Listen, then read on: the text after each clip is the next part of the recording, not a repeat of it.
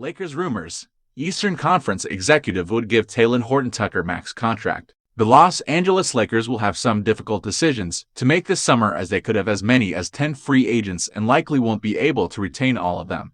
Perhaps at the top of the list there will be 20-year-old restricted free agent Talen Horton-Tucker, who the organization has been high on since drafting him in the second round out of Iowa State in 2019.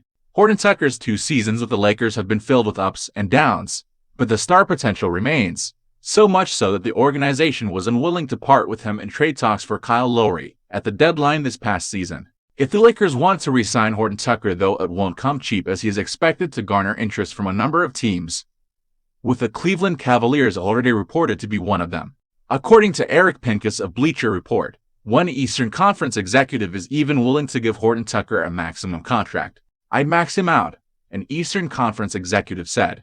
In 65 games for the Lakers this past season, Horton-Tucker averaged 9.0 points, 2.6 rebounds, and 2.8 assists in 20.1 minutes. While that is far from max player production, with him it is all about potential and what he can be in the future. Now, Horton-Tucker's max salary figure is significantly lower than most players. Because of the arena's rule, Horton-Tucker can only make around $9.5 million the next 2 seasons before making a true max in the final 2 seasons. That would come out to a contract of around 4 years, $84 million that is significantly backloaded, if a team is willing to offer it.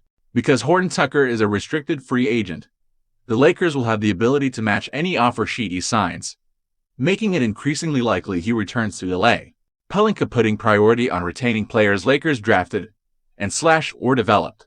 Rob Pelinka may have tipped his hand a bit at the beginning of the offseason when it comes to free agency. He stated that the team takes pride in retaining players they drafted and or developed, signifying that free agents like Horton-Tucker and Alex Caruso will be prioritized.